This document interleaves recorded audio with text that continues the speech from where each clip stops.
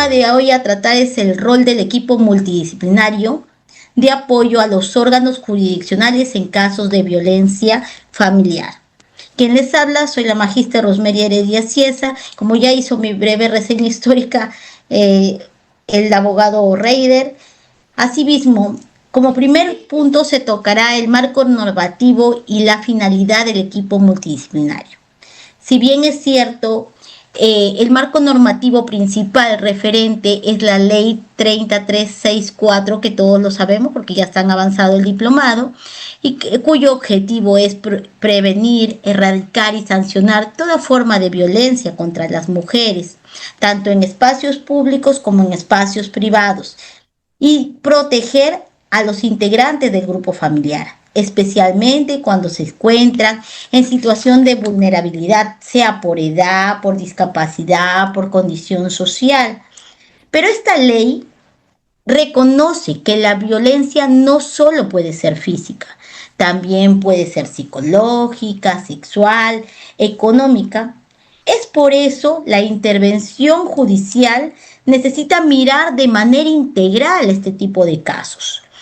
No basta con preguntar si hubo golpes, si también se puede evaluar en cuanto a las amenazas, a las humillaciones, al control, al aislamiento, a la dependencia económica que puede existir, a la afectación emocional, también se da dependencia emocional también de las víctimas. O riesgos. ¿Riesgos de quiénes? De los niños, niñas, adolescentes, adultos mayores y personas con discapacidad. Entonces, esto se va priorizando. Existe un reglamento que surge a raíz de la ley 30364 con un decreto supremo del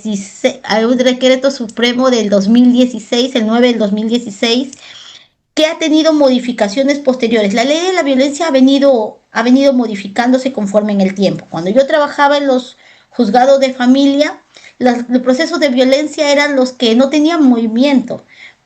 Recuerdo un poquito para comentarles, o sea, después se reconciliaban y todo quedaba ahí. Pero conforme ha ido avanzando el tiempo en estas últimas temporadas, los procesos de violencia ya han generado un mayor impacto en la sociedad y mayor sensibilización de esto. Entonces, ya ahora no todo lo que nos ocurra a las mujeres se normaliza, sino ya las mujeres sabemos qué cosas podemos permitir y qué cosas no podemos permitir. Y eso ha ido avanzando. Entonces el Estado peruano ha incorporado también nuevas formas de violencia, como la violencia también últimamente con los medios digitales. El acoso a través de los procesos judiciales también se está viendo. Además, se está viendo también el Estado ha generado un refugio temporal y atención a las víctimas con discapacidad aisladas y refugiadas. Antes yo he trabajado en el Poder Judicial Chiclayo. Las mujeres violentadas tenían la casa refugio, pero en un tiempo acá desapareció, pero ahí les daban todo, comida, asistencia con los menores, donde, bueno, quien les habla participaba también activamente con las charlas, las capacitaciones de las mujeres violentadas.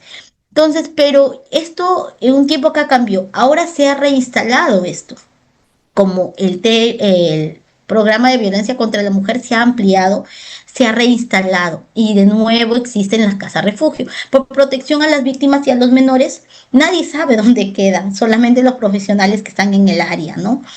Entonces, también es importante mencionar que esto es un protocolo de atención conjunta. No solamente es del juez, ni del psicólogo, ni del médico que vio, no. Este es un protocolo de atención conjunta e integral. Y esto lo refuerza un decreto supremo que salió el 12/2019 del Ministerio de la Mujer y Poblaciones Vulnerables, que organiza la atención integral, lo que les decía, integral, busca la protección de la violencia contra los integrantes del grupo familiar. Y últimamente, la última modificación que se ha dado es del 4/2000, con el Decreto Supremo 4/2024. Esa es la actualización.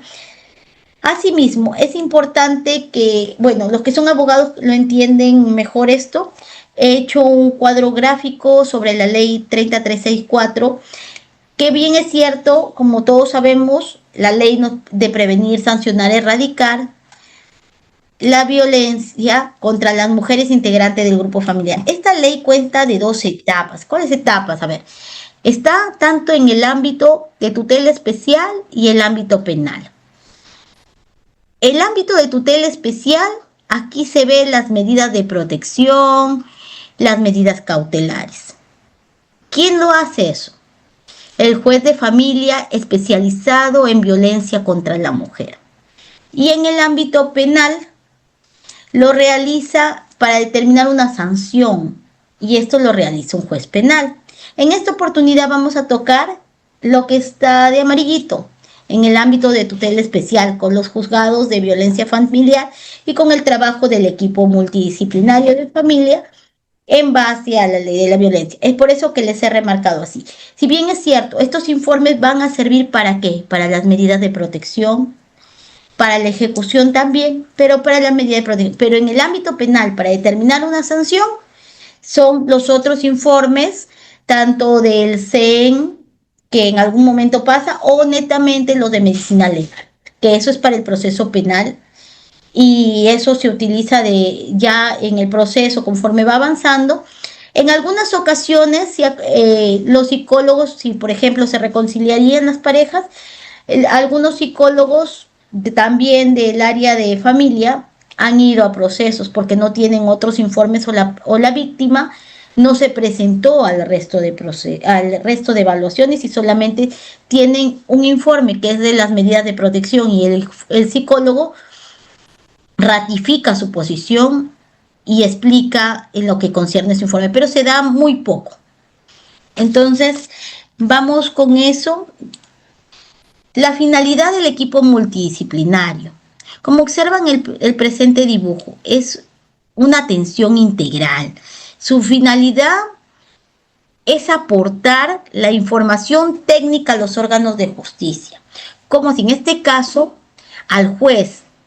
Antes se creía que el juez era perito de peritos, que lo podía saber todo, pero ahora no.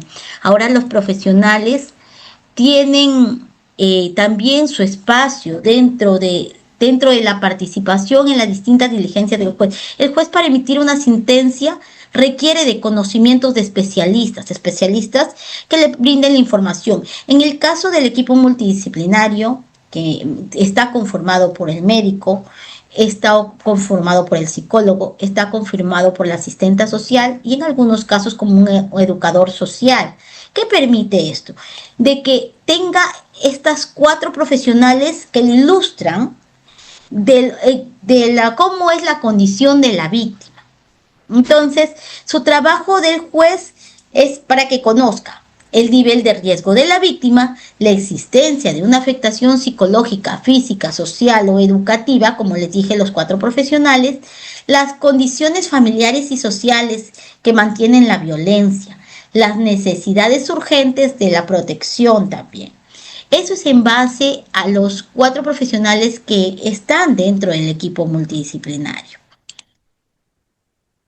¿Y cuál será el perfil del equipo multidisciplinario y la conformación de profesionales especializados? Este equipo multidisciplinario de familia suele estar conformado por profesionales de distintas áreas. El Poder Judicial ha reconocido la labor, como les dije, de médicos, de psicólogos, asistentes sociales dentro de estos equipos, especialmente en la aplicación de la Ley 30364 y en evaluación del daño físico y psicológico ocasionados a las víctimas. Entonces, el Poder Judicial está comprometido con tratar de conocer de manera integral cómo es la situación real de la víctima. Si bien es cierto, el juez no se puede aproximar, pero para eso tiene su personal técnico de las distintas áreas que pueden aportar información y ella pueda conocer el caso. En caso del psicólogo forense del juzgado, evalúa el estado emocional, cognitivo, conductual de la víctima o integrante del grupo familiar y se realiza en una única sesión para brindar un aporte sobre las medidas de protección. ¿De qué se encarga este psicólogo? Este psicólogo se encarga de analizar los casos que le ordena el juzgado, el juzgado de violencia tiene su carga procesal y les ordena de manera aleatoria. ¿Qué significa aleatoria? Como un ruleteo dentro de los juzgados a cada psicólogo el caso de violencia puntual que le corresponde. Asimismo, ¿de qué se encarga este psicólogo? Se encarga de realizar las evaluaciones, se encarga de realizar los informes periciales, de emitir una opinión técnica. El psicólogo no es el juez, el psicólogo no puede decir que el señor es 100% agresor ni que la señora es 100% la víctima, no. Debo emitir una opinión, es el juez con los medios periféricos, aparte de los otros informes de los otros colegas que van en integración, de tener una concepción de la víctima. Si bien es cierto, las medidas de protección son automáticas y se dan dentro de 24 horas, pero él necesita también estos informes que también se hacen en una única sesión dentro de los juzgados. ¿Ok? Asimismo, se recomienda también, el psicólogo está en las condiciones de recomendar métodos de rehabilitación o tratamiento del evaluado, sea la víctima o sea el agresor. Coordinar acciones con otros profesionales del equipo multidisciplinario. La psicóloga, en base a lo que le he dicho, puede corroborar su información con la asistente social o también puede coordinar con la médico que evalúa a esta persona, ver si existió violencia física, violencia psicológica, violencia física y corroborar estos datos.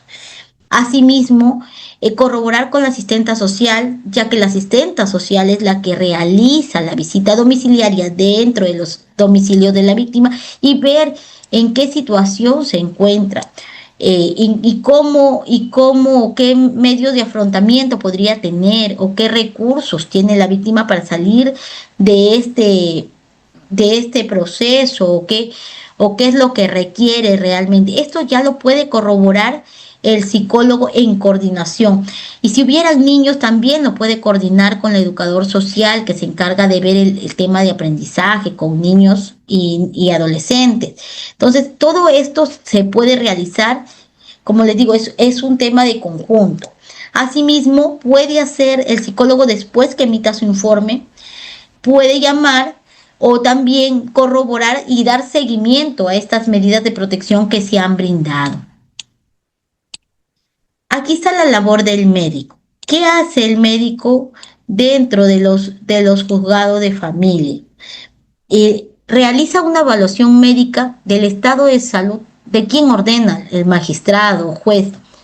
Le revisa las lesiones, el tema de nutrición también, cómo está físicamente, si presenta algún tipo de enfermedad crónica o algún tipo de enfermedad originado también por el tema de violencia física. Si es que cuenta con una discapacidad mental, una discapacidad física, recibe los informes periciales parciales de los demás profesionales. Es el médico quien recibe el informe del psicólogo, el informe de la asistenta social, el informe del educador y él lo globaliza, lo eleva al juez, consolida y lo eleva a la juez. Porque el médico es el jefe en los juzgados de familia casi siempre. Al menos aquí en Chiclayo, en el norte, la médico es la jefa y ella es quien eleva. Y van con su sello de ella y del resto de profesionales, cada quien, no un solo informe, sino los adjunta y eleva que está evaluado el caso. Asimismo, consolida los informes parciales y elabora un informe pericial interdisciplinario final. Así se llama, interdisciplinario, de las demás disciplinas. Su informe permite determinar si existe también hallazgos en la víctima. El informe solo de medicina nos permite, de la médico nos permite ver si es que los hallazgos del relato de la víctima también son coherentes con lo que encuentra la psicóloga. Es por eso que estos profesionales tienen que tener comunicación. Casi siempre están juntos.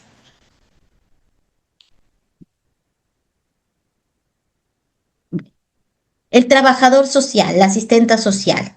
¿De qué se encarga la asistenta social?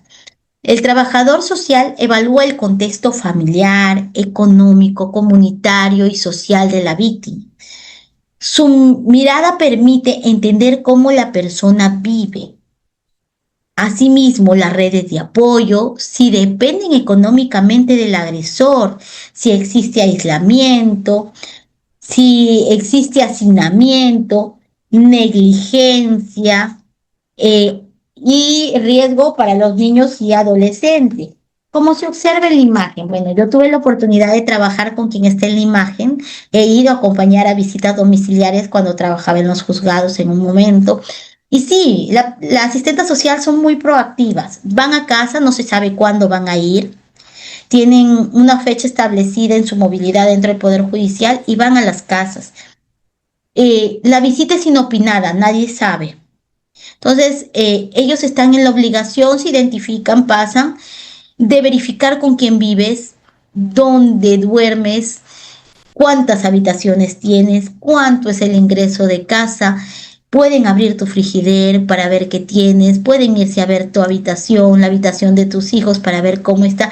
Muchas veces dicen, no, que entras solamente a chismosear. No, es muy importante para que sepa la condición en que vive, la dinámica familiar, las condiciones de tu vivienda, diferente, por ejemplo, vivir en una casa de 4 pisos, a una casa de estera sin servicios. Te preguntan si tienen servicios básicos, luz, agua, internet, las condiciones sociales entre las que vive. Supongamos de que una supuesta víctima, la mujer no trabaja o la víctima no trabaja. ¿Y quién cubre estos gastos si tienen todos estos?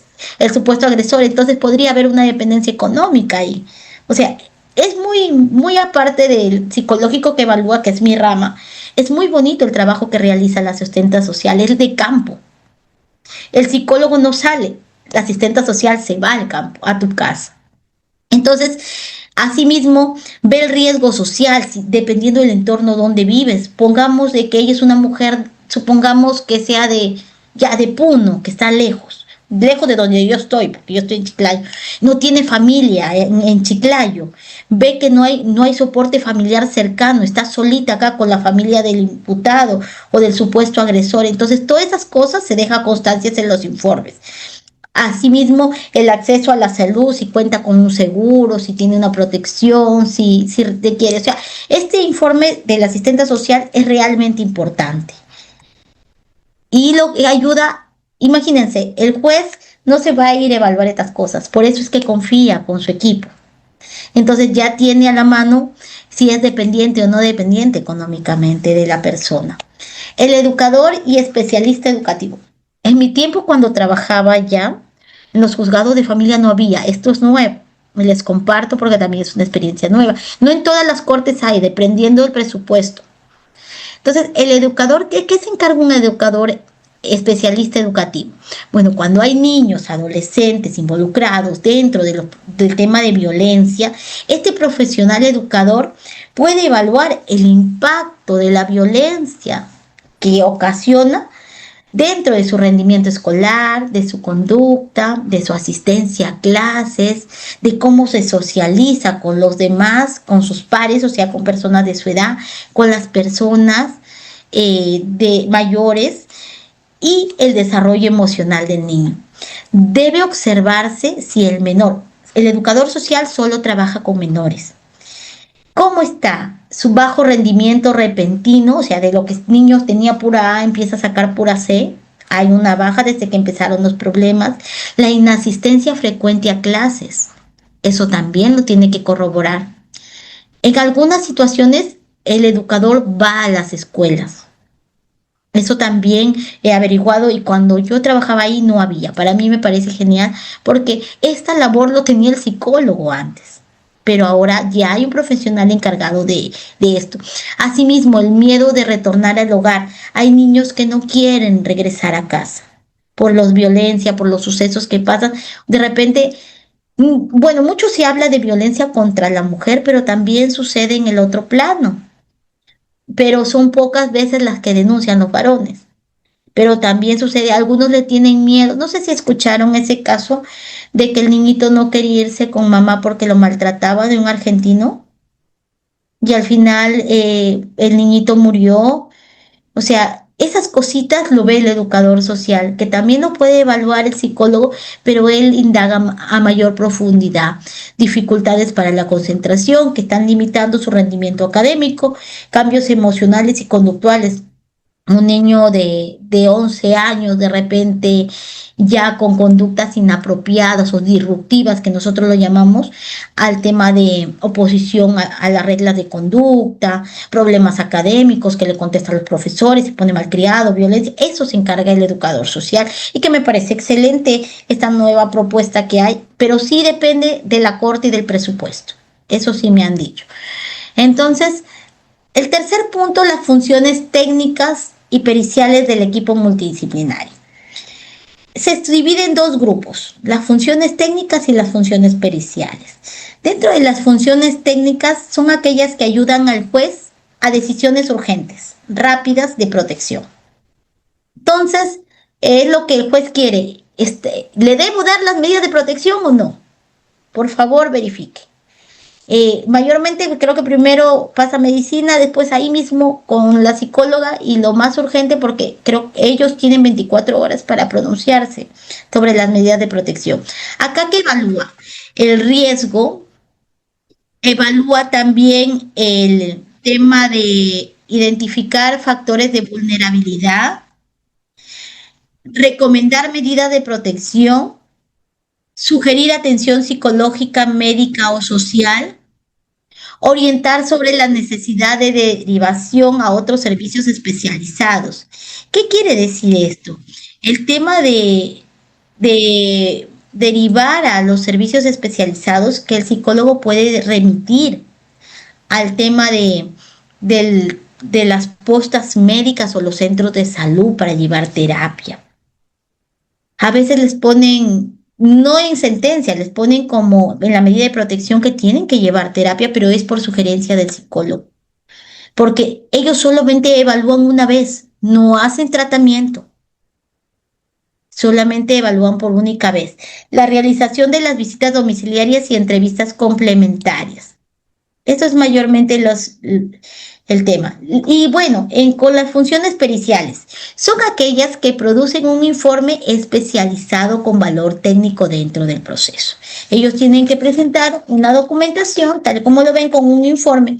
Ojo, esta pericia debe ser de metodología clara, que el informe que se presenta lo puede entender cualquier persona.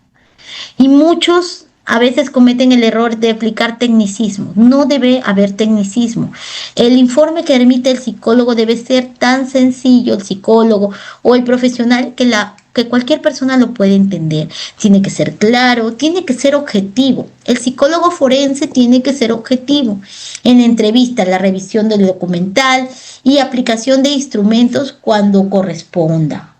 No puede utilizar un tema de tecnicismo. Dentro de una pericia psicológica tiene que haber los datos de identificación o filiación que nosotros le llamamos, el motivo de evaluación por mandato judicial o porque la juez de tal juzgado lo remite, la metodología utilizada, antecedentes relevantes, si hay un tema de ciclo de violencia, pero en sí lo que se está evaluando es la fecha que denuncia. Pero si hay un ciclo se deja constancia. La observación conductual en el momento de la evaluación. Aquí sí también tenemos que ser muy minuciosos, el antes, durante y el después. Pero, como les digo, como la psicóloga evalúa una sola vez y tiene 60 minutos, estos informes dentro de los multidisciplinarios son informes urgentes, que les voy a enseñar un modelo. Asimismo, los resultados de la entrevista y el análisis técnico, conclusiones y recomendaciones. El perito debe cuidar 3 aspectos esenciales: la objetividad, la imparcialidad, la fundamentación técnica. No debe tener frases vagas como parece que la víctima dice la verdad. Nosotros no sabemos eso. No podemos poner en un informe parece que la víctima dice la verdad.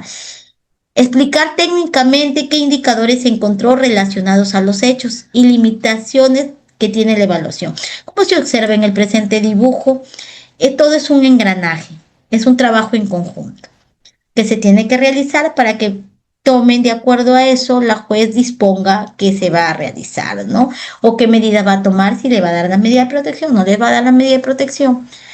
Bueno, En cuanto a la medida de protección, el objetivo principal no es castigar en ese momento, sino prevenir un nuevo hecho de violencia y proteger la integridad de la víctima.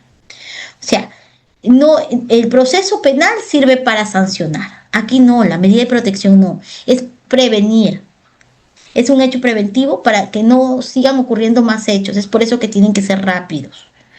Entonces, el equipo multidisciplinario también es importante para recomendar que estas medidas de protección sean adecuadas. Existen medidas de protección que dice el alejamiento, el retiro del agresor de la casa, el alejamiento. Es porque la víctima le puede decir a la psicóloga que el señor, a pesar que se ha denunciado, sigue viviendo ahí, no se quiere retirar. Entonces va a necesitar con un mandato de que se disponga el retiro definitivo de casa o el alejamiento a tantos metros. Eso dependerá también en base a los informes. La prohibición del acercamiento, la prohibición de comunicación o realmente derivación a un tratamiento de psicológico o un tratamiento también médico, dependiendo la condición. Pero eso sí se encarga de la derivación, se encargan también los profesionales del multidisciplinario. Si requieren un tema de tratamiento, van a ir, si tienen seguro, al seguro o si no, al MINSA, donde les van a brindar, dependiendo del psicólogo, mayormente son 10 a 12 sesiones, dependiendo. Al agresor son más también que pueden realizar. Asimismo, el refugio temporal que les comenté que antes se llamaban casa refugio, ahora es refugio temporal. Protección policial si se requiere también. Las medidas especiales para niños, adolescentes, adultos mayores y personas con discapacidad. Este es el sector vulnerable, la prioridad, ¿no? Que lo tienen que dar medidas especiales. Les comenté, esto es nuevo, el uso de nuevas tecnologías en la atención clínica forense. ¿Qué quiere decir esto? La violencia familiar también se manifiesta últimamente con los medios digitales. No solamente es física, es psicológica, es económica, es sexual. Ahora ya se está viendo esta nueva modalidad que lo están uniendo como acoso, las amenazas por WhatsApp, el control de las redes sociales, dame tu contraseña, que necesita verlo, que el esposo de repente dicen que tiene la contraseña y revisa todas sus comunicaciones, revisión constante del móvil o del celular, ver qué mensajes te llegan o no te llega, o eso, a veces indirectamente, ¿no? Te llevas el celular o dame tu celular porque tiene clave, o sea, cositas así.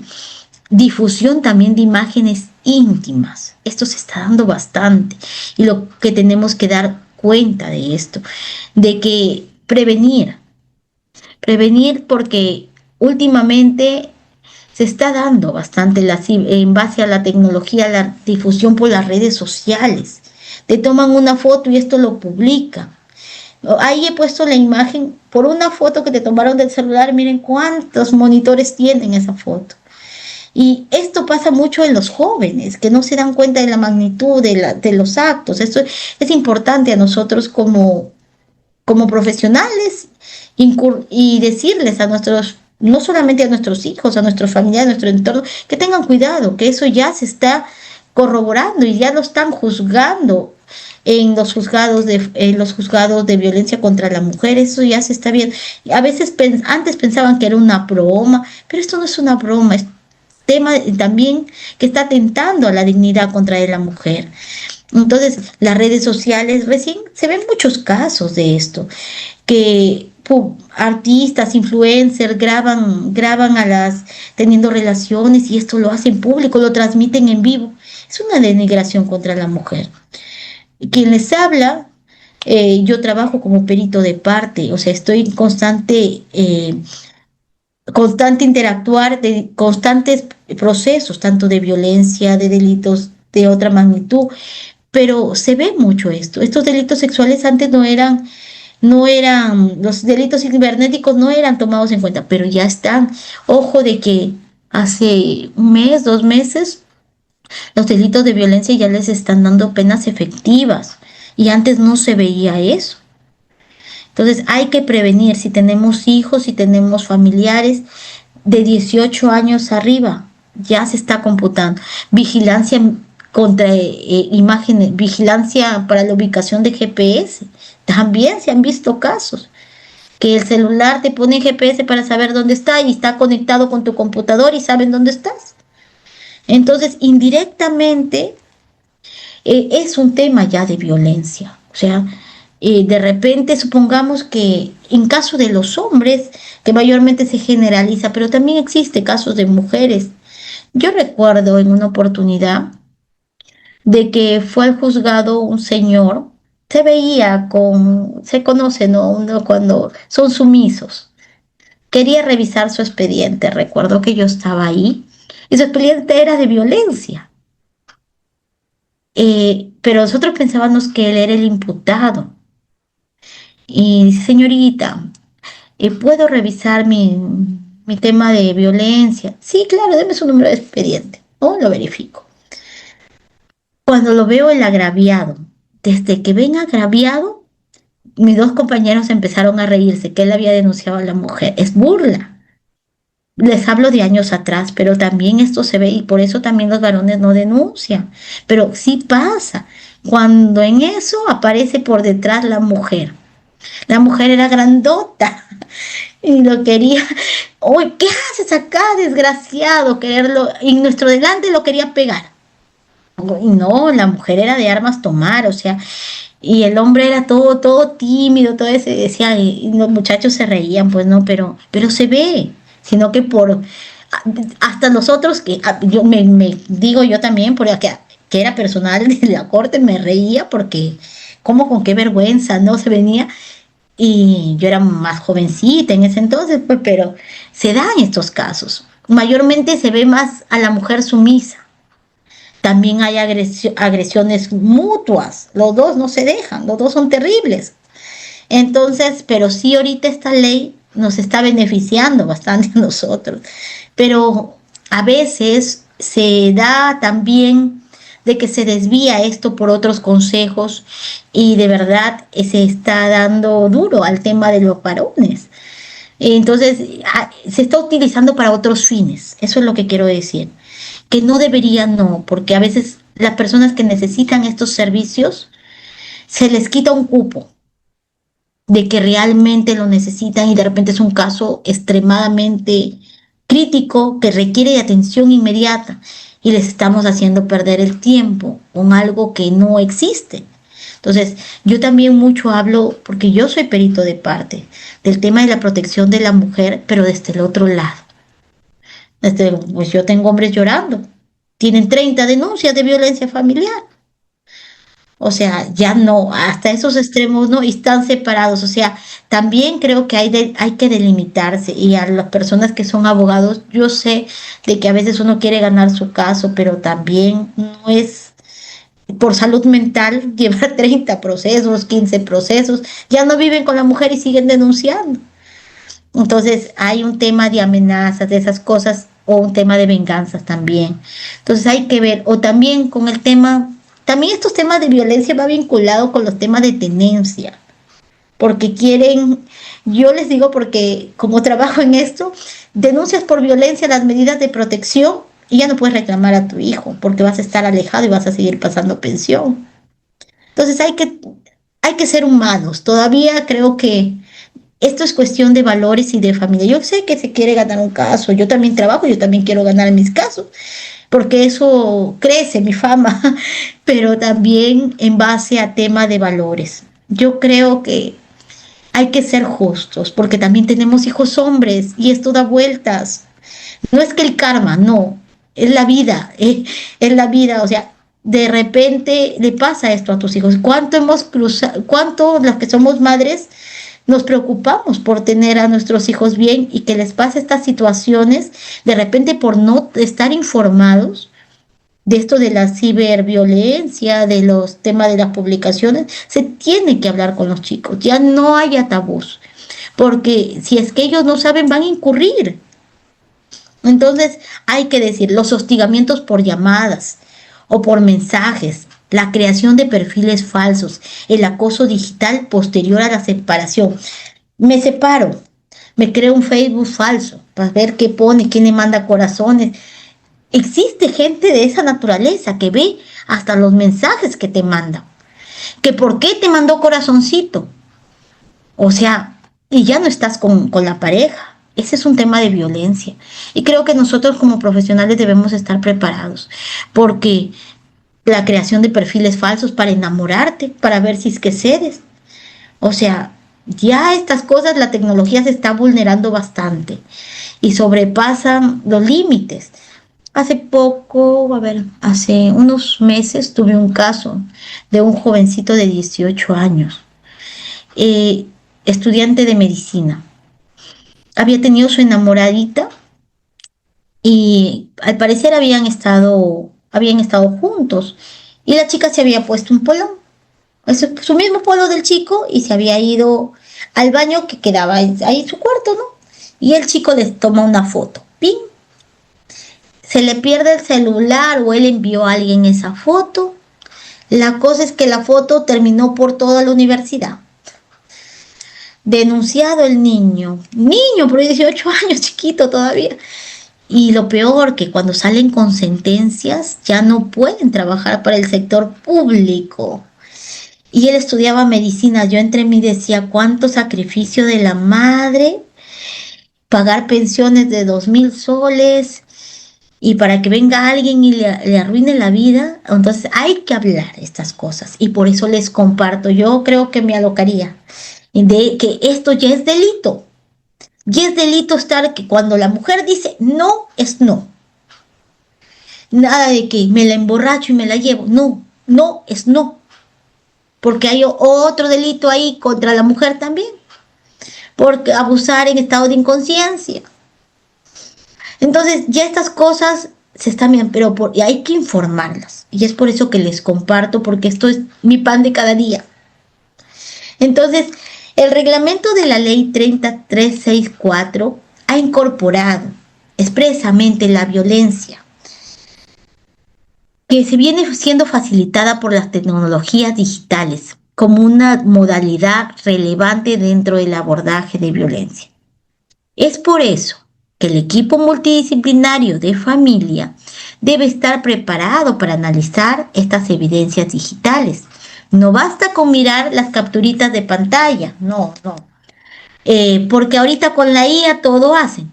También te sacan al lado de alguien, sino valorar la fuente, la fecha, la continuidad de los mensajes, la relación con los hechos denunciados y también la manipulación para ver qué beneficios trae estas pruebas a tu proceso. O sea, también ahorita con la IA te sacan al costado de alguien, me sacan al lado del costado del presidente y dicen que es mi novio.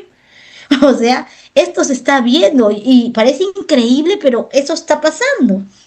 Entonces, esas cosas hay que hablarlas desde pequeñitos, no hay que tener tabús con nuestros chicos y explicarles lo que está sucediendo.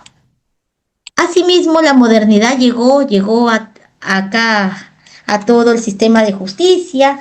Ahora ya hay un expediente electrónico, las audiencias son virtuales, como ahorita que llegamos a todo el Perú de esa manera. El registro digital de los informes, antes no era así, cuando yo estaba era la era del papel. Tenía mi sala de lectura enorme donde buscaba mis... No, ahora todo es digital.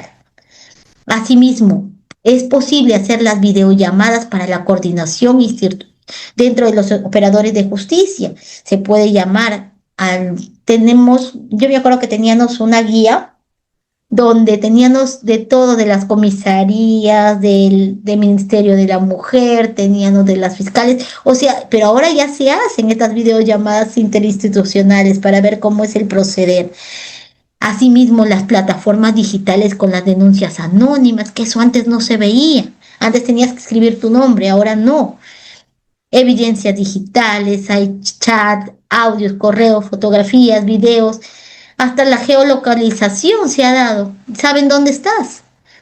Entonces, estas cosas son importantes en la práctica forense. Dentro de los equipos multidisciplinarios han venido avanzando. Y a mí me parece formidable. ¿Por qué? Porque todo tienes a la mano. Puso en su expediente y pum, ves tu informe que te salió, ves cómo va su informe social, ves qué determinó el juez y puedes hacer seguimiento. Está todo. Antes no. En mi tiempo teníamos, bueno, yo trabajaba hasta el 2020 en el Poder Judicial. Tenía que irme a ver mi anaquel, buscar mi expediente, que la psicóloga me mande el informe con oficio, que ingrese por la mesa de partes. Eso ya no es. Ahora todo está engranado. Y eso es más fácil. Es por eso que se da en 24 horas estas medidas de protección. Entonces, también eso por el tema también de los feminicidios. Se previene. Como les dije, se previene. Entonces, la normativa peruana también ha fortalecido el uso de canales tecnológicos. No crean que Perú nos hemos quedado en la prehistoria. No, no, no, no. Han promovido también un tema de facilitadores tecnológicos para las denuncias de violencia. Asimismo, también apareció eso del botón de pánico, que si tu agresor se te acerca, presionas y se activa, la policía viene, va, y es el botón de pánico. Eso es también que se logró, bueno, como advertencia técnica, ¿ya? La tecnología nos ha venido ayudando, nos ha solucionado bastantes problemas, pero nos ha traído nuevos problemas que todavía no estamos capacitados para poder ver esas cosas, nos estamos adaptando.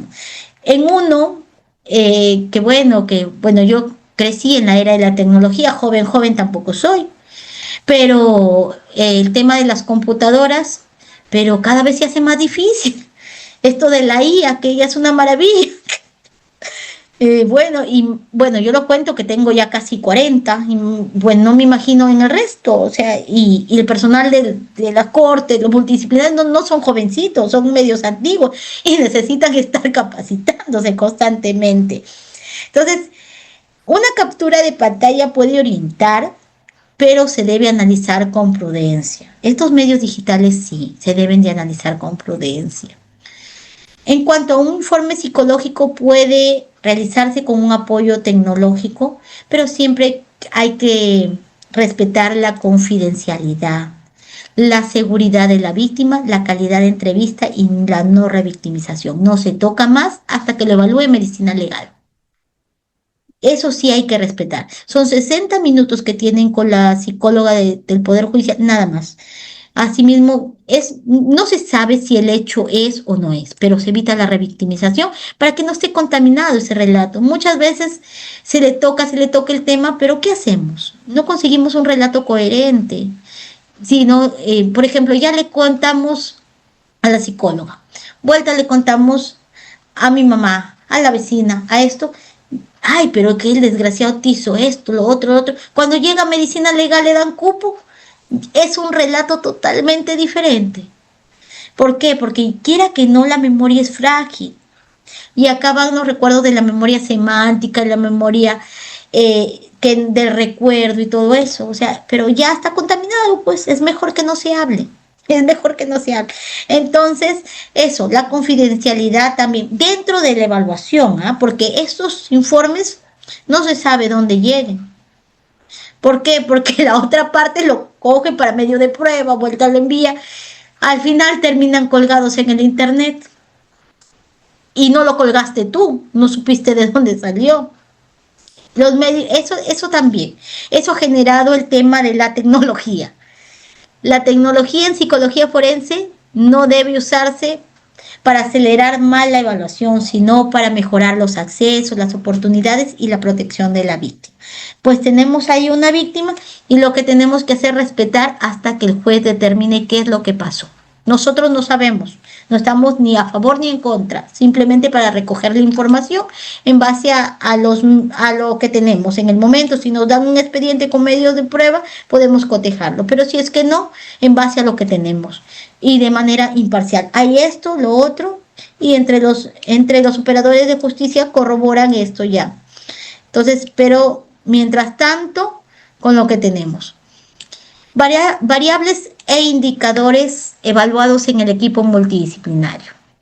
En casos de violencia familiar, el equipo multidisciplinario tiene variables personales, familiares, sociales, psicológicas, médicas y contextuales.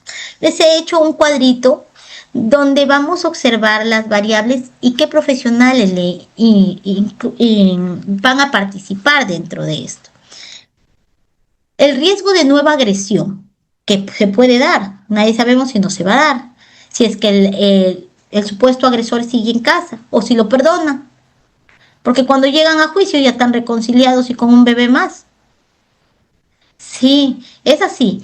El riesgo de la nueva agresión. Aquí en los riesgos de la nueva agresión están las amenazas, los celos, el control, si existen armas, incumplimiento de medidas de protección, porque hay agresores que no les, que tienen medidas de protección y no respetan también. El aumento de la violencia. ¿Quién ve esto? ¿Qué profesional? Bueno, se encarga el psicólogo, se encarga el trabajador social, se encarga el juez, se encarga el PN, la Policía Nacional y también el médico, que no está ahí, pero el médico dentro de los equipos. La afectación psicológica es netamente del psicólogo forense. ¿De qué se encargará? De ver si hay ansiedad, miedo, culpa, estrés, llanto, alteración del sueño, la hipervigilancia, el tema alimenticio que no está ahí, el tema de el antes del evento, ahora y después, cómo va evolucionando esto. Si hay daño físico, si hay lesiones, hematoma, fractura, incapacidad médico, es el médico legista.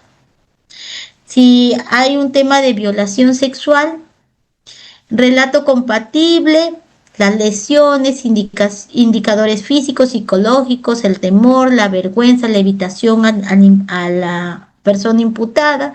Esto lo establece el médico y el psicólogo.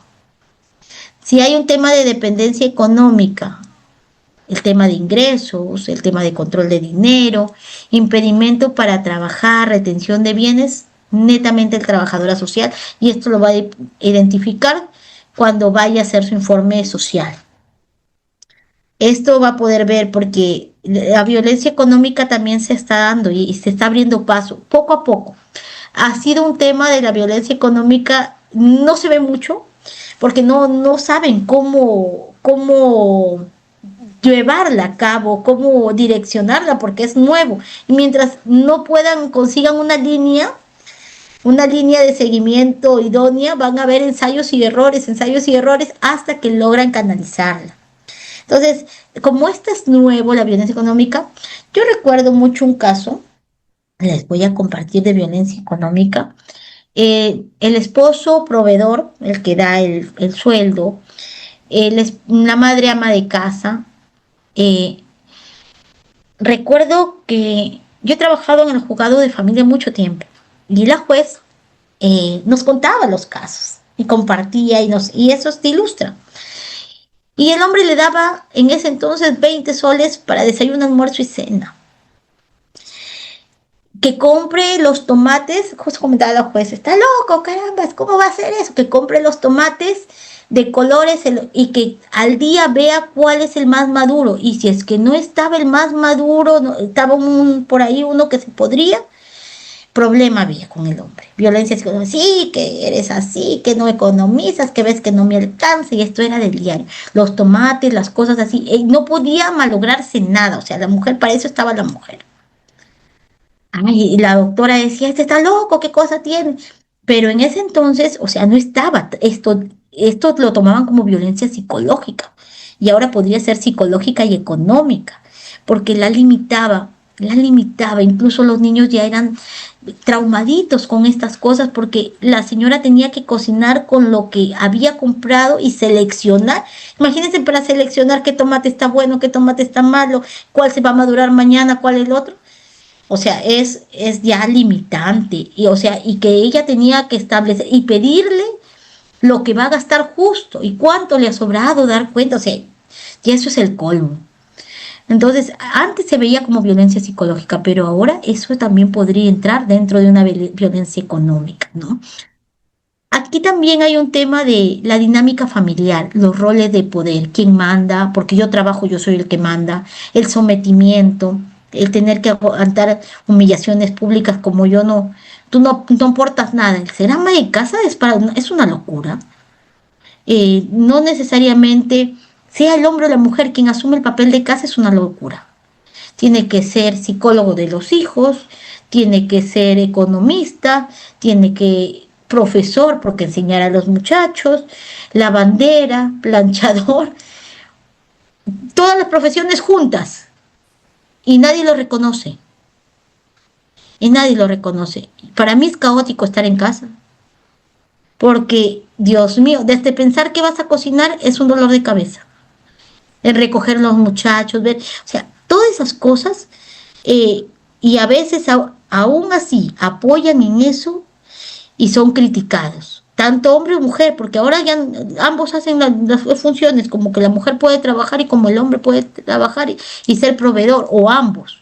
Pero cuando ambos son proveedores ya ocurren otros problemas. Los chicos están abandonados. Ese ya viene otro problema. Entonces, todas estas cositas, estos conflictos de la dinámica familiar, el aislamiento, delante de la presencia de los menores, que se debe cuidar bastante, ya se vuelve un conflicto crónico. Y basta que le tenga miedo ya. Esto siempre. Ya sabe que te dominó, ya. Sea hombre o mujer. Entonces, ¿quién ve esto? El psicólogo. El psicólogo, también el trabajador social, porque va a constatar, va a conversar con los niños, va a ver qué está pasando. Entonces, la vulnerabilidad puede ser por edad, por discapacidad, por embarazo, gestación, por alguna enfermedad crónica, por alguna discapacidad, tanto sea también moderada, por un... A veces a los enfermos mentales también los marginan. Y eso se ve también un tema de violencia. Se ve poco, pero se ve. La pobreza, la migración, también las personas que vienen de otros lugares, la falta de apoyo de redes de soporte familiar. ¿Eso quién ve?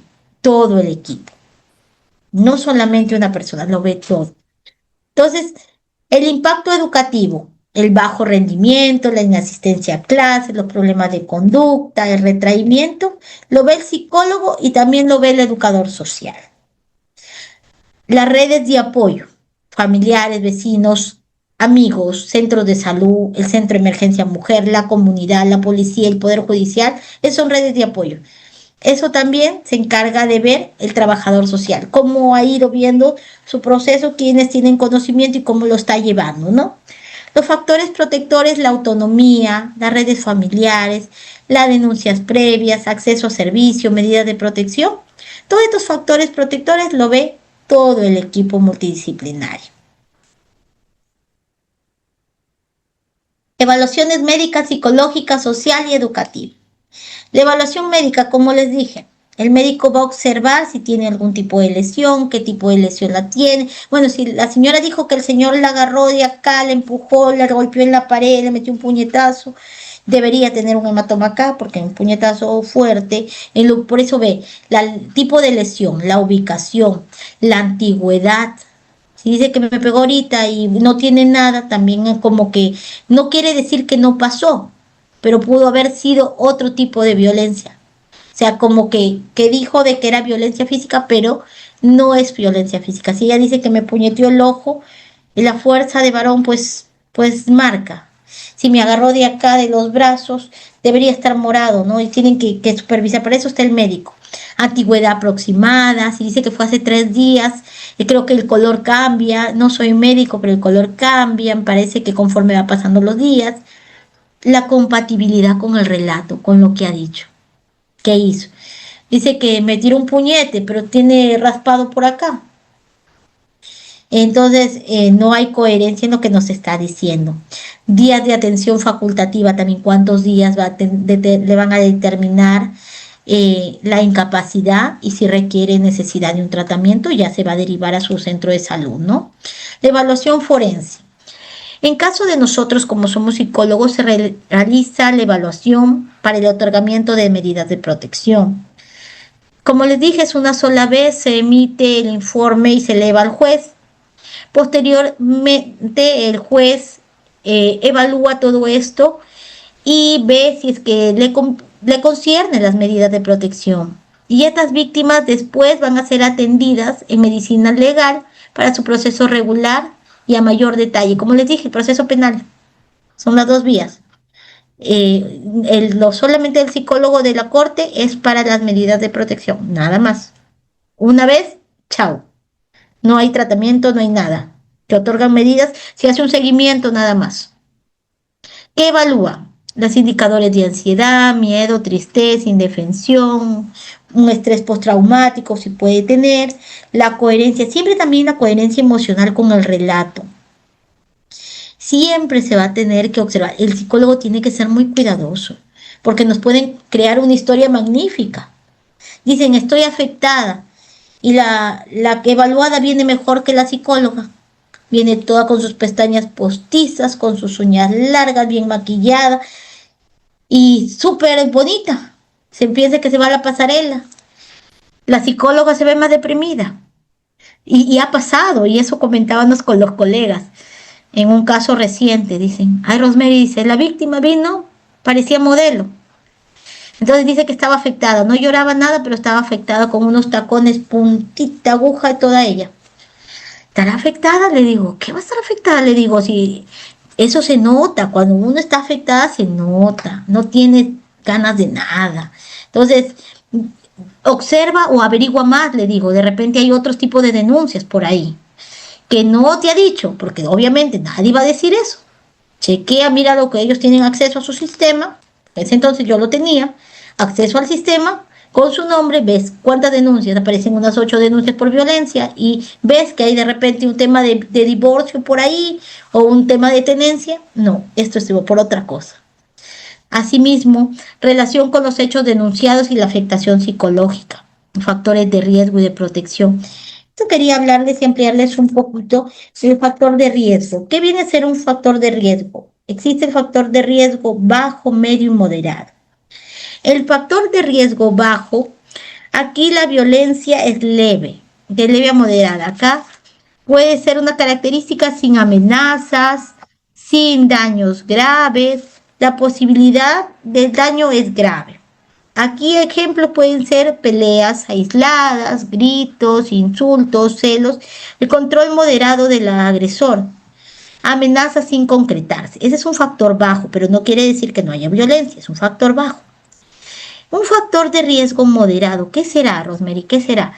A ver, existe la posibilidad de un daño físico, psicológico, social a la víctima. Se detecta patrones de violencia repetitivos, o sea, no es por única vez, no es que él era muy bueno conmigo y la única vez que se dio, no, viene durante todo el tiempo de convivencia. Entonces, estos factores generan vulnerabilidad ya a la víctima, porque no es de ahorita. Si bien es cierto, viene a evaluarse para el último, pero lo perdonó y regresó con él. O sea, ya es un factor moderado de riesgo. ¿Por qué? Porque ya hay episodios repetitivos. Golpes aislados con lesiones leves, puede haber amenazas a un daño futuro, conductas de control constante, prohibiciones, aislamiento social que prohíbe salir. Que existe, todavía existen las prohibiciones de salir. Y, por ejemplo, yo leí un caso, es que me la traje de la sierra y que las encerraron. Tampoco es así, o sea, y no las dejan ni salir, no quieren que se comunique con nadie. A esto le sumas de repente el consumo de alcohol o drogas del agresor. Ese es un riesgo moderado, ya tiene que ser tomado en cuenta. Y el riesgo alto o extremo es que hay un riesgo intermitente, que está perenne. Puede haber un daño grave o incluso causar la muerte. Esto es cuando hay violencia frecuente, muy severa, antecedentes penales del agresor. Aquí se tiene que verificar si hay antecedentes penales del agresor o situaciones de vulnerabilidad extrema de la víctima. Aquí puede haber golpes graves, fracturas, heridas abiertas, amenazas de muerte, uso de armas, historial de violencia repetitiva. También acá se tiene que tomar en cuenta el criterio que si la víctima está embarazada o hay niños pequeños que son vulnerables de riesgo. Eso también se tiene que tomar en cuenta para tomar un riesgo alto. Y dentro de los factores de protección, también eso es lo que se tiene que tomar en cuenta. La necesidad de un tratamiento psicológico o medidas de protección, como le dije, el tratamiento no lo dan los juzgados, eso se deriva. La evaluación social. Aquí nos permite conocer cómo vive, se observa en el dibujo, cómo vive la víctima. Muchas veces el riesgo no es solo el agresor, sino la falta de redes de soporte familiar, o también el tema de dependencia económica. La convivencia obligatoria, obligada, y la ausencia de un apoyo familiar. Como les dije, una persona que es de lejos y está sola, sí no hay un soporte emocional activo de que ella pueda salir de este círculo. Ahí definitivamente va a querer un tema de refugio y se le tiene que alejar a la víctima a estos centros de refugio. Como les dije, antes eran casas refugio, ahora le han cambiado de nombre. Pero ¿para qué se aleja? Se aleja a ellos, a la víctima, para prevenir que haya nueva incidencia en cuanto al tema de violencia. Como les dije, acá se considera, el informe social considera los ingresos económicos, la composición familiar. Si vive sola, por ejemplo, que viva sola en la familia del imputado, o que viva con la suegra o con un hogar multifamiliar, está sola ella, y no tenga familia acá. Eso se deja consignado también en los informes sociales. En los ingresos económicos, cómo es la vivienda, si, como le dije, si tienen servicios básicos, si es de material noble, si es de adobe, si es de quincha, si cómo de repente es de triplay, no sé, las redes de apoyo, cuánto dependen también del agresor, si es la única fuente de ingreso del hogar. Eso también se tiene que tomar en cuenta. Presencia de menores y adultos mayores, riesgo de abandono, negligencia, desprotección familiar también acaba. El tema educativo, como les dije, les comenté, la violencia familiar afecta definitivamente cuando hay problemas en casa y que los niños vean esto, va a afectar en los menores.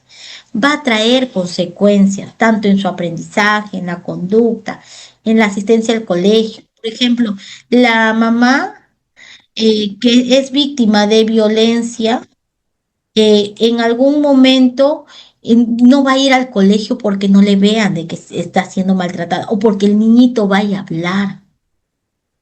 Entonces, el ausentismo escolar, eso se va a ver. Entonces, y el estado socioemocional, cómo el niño se relaciona con sus pares. Entonces, de repente es un niño que tiene miedo a relacionarse, tiene miedo a ser amigos.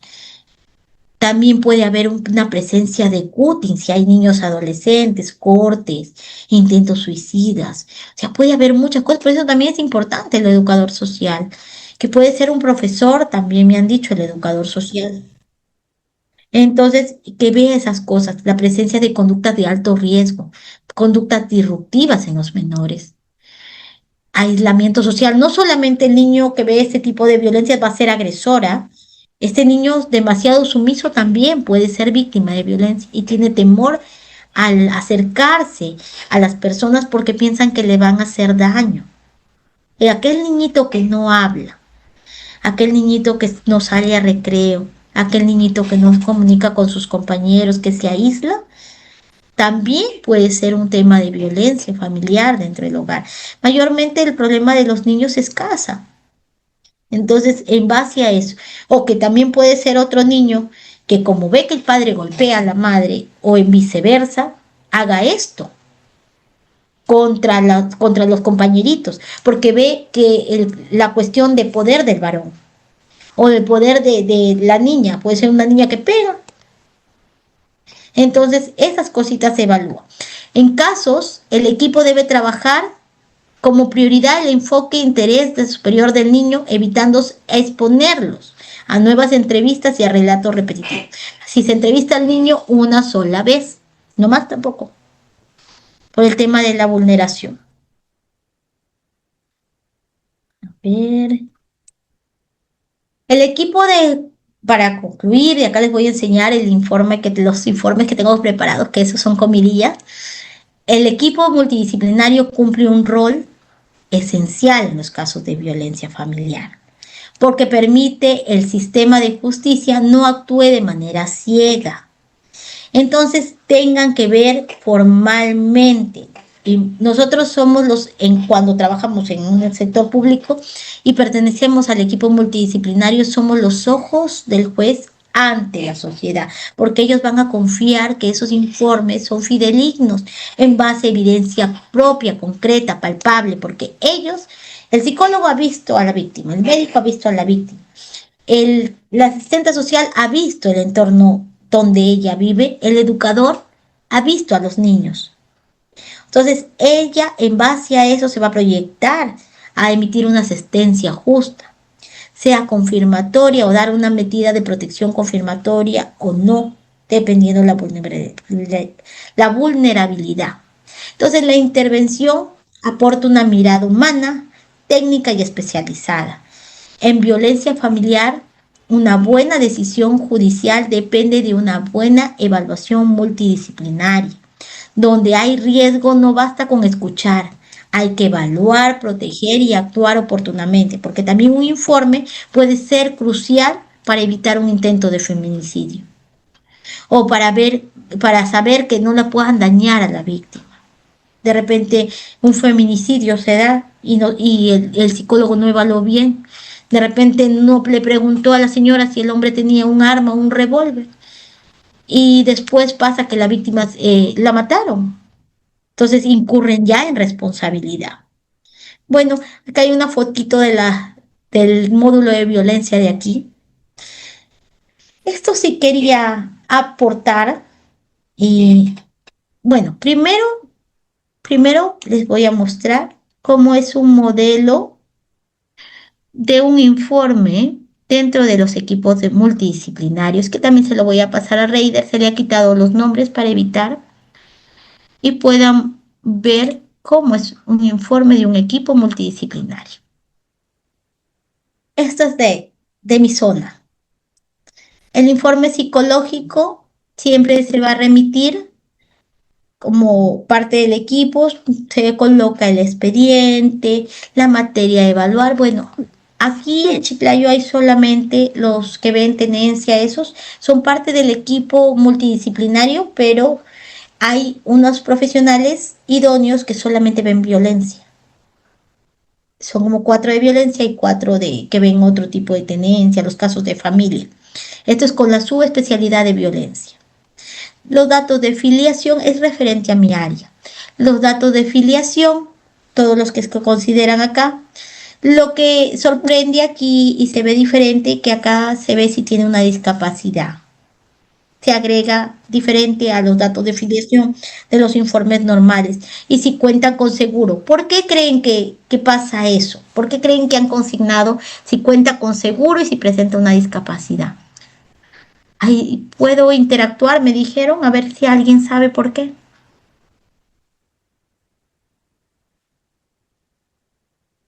Pero bueno, yo les digo ya, porque si es Doctora, que, no se puede, ahí se ve solamente la pantalla de su PPT. ay, no sé, espera, estoy proyectando, nadie me dice nada. A ver, Raider, ¿acaso? ¿Acaso? ¿Ahí se ve? No, deje de compartir y vuelva a compartir con su material. Ya, espera, dejar de compartir.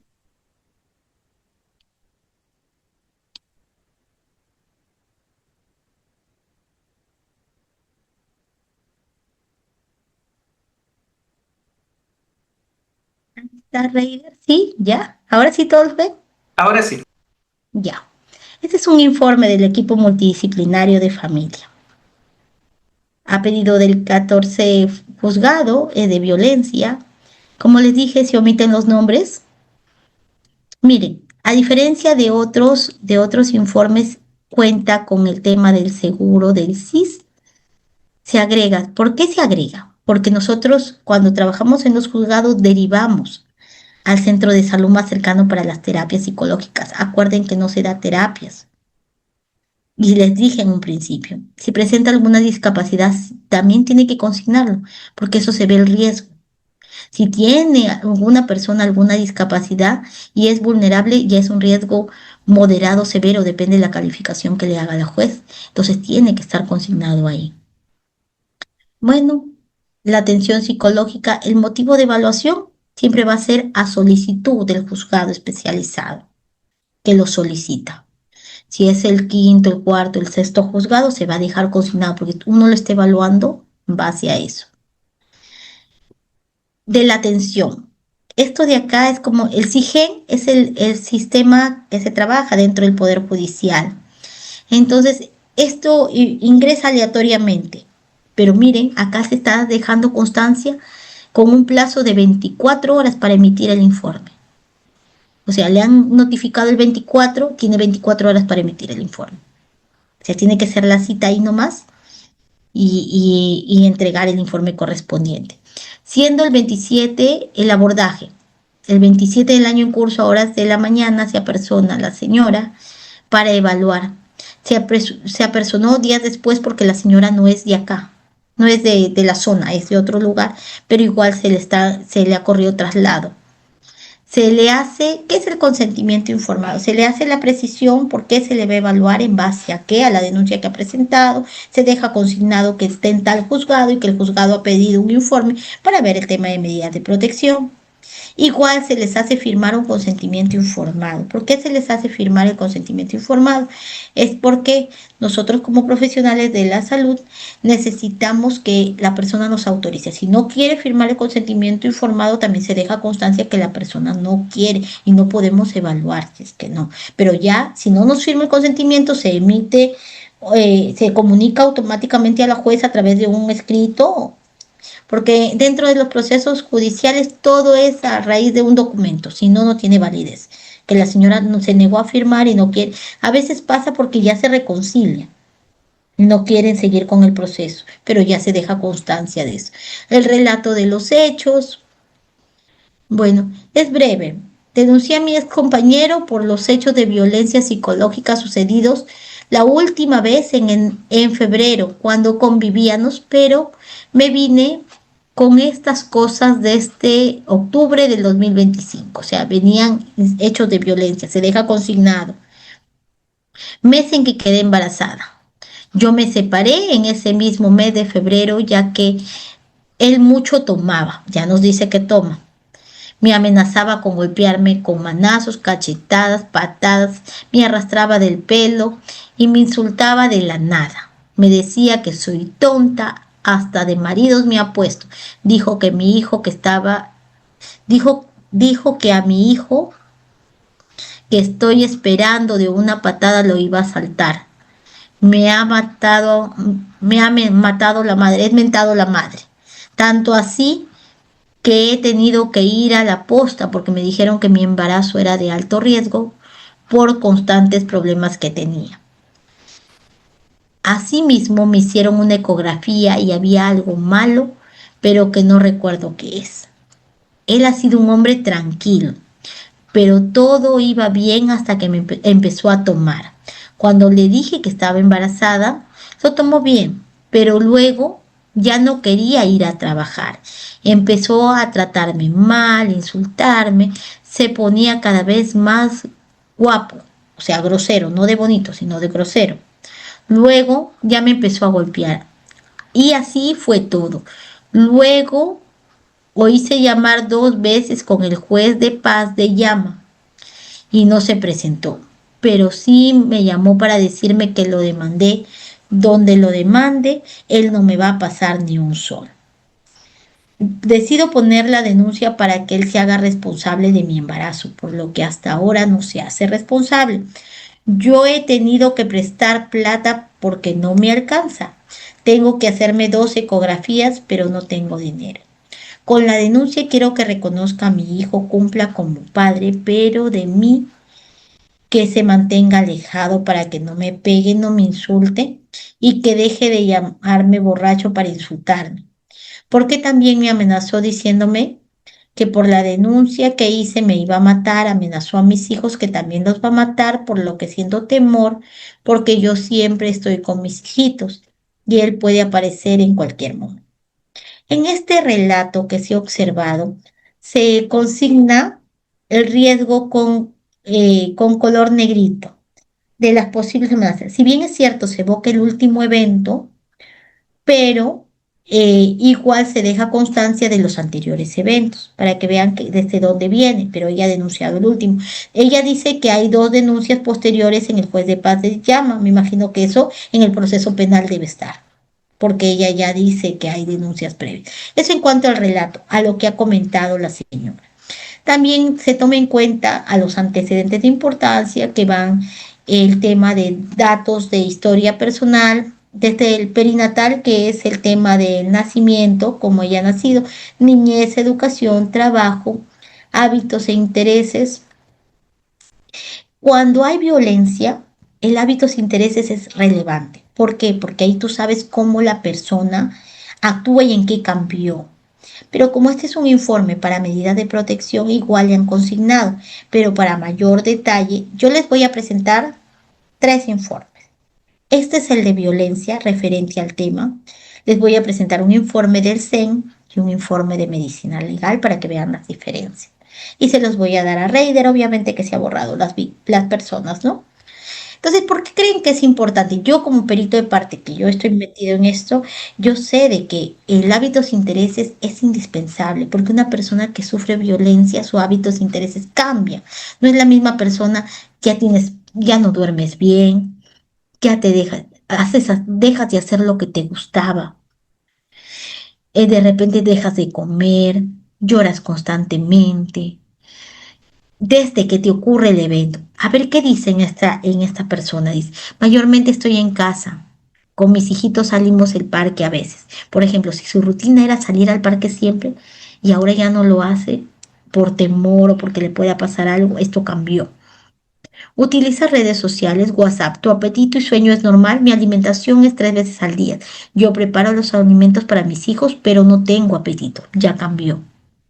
Por todos los problemas que tengo y porque me siento nerviosa con todo lo que sucede. Mi barriga se pone dura y me hace sentir mal. Respecto al sueño, tengo algunas dificultades porque me acuesto y estoy pensando mucho en esas cosas que el demandado me dice y mis amenazas que hace contra mí y contra mis hijos. Por ejemplo, no me puedo pronunciar a la veracidad de los hechos porque no sé si es verdad, pero un síntoma de cuando uno está embarazada y uno que es mujer, cuando tienes cólera o presión, tu barriga se pone dura. Eso sí, o sea, no creo que lo esté mintiendo.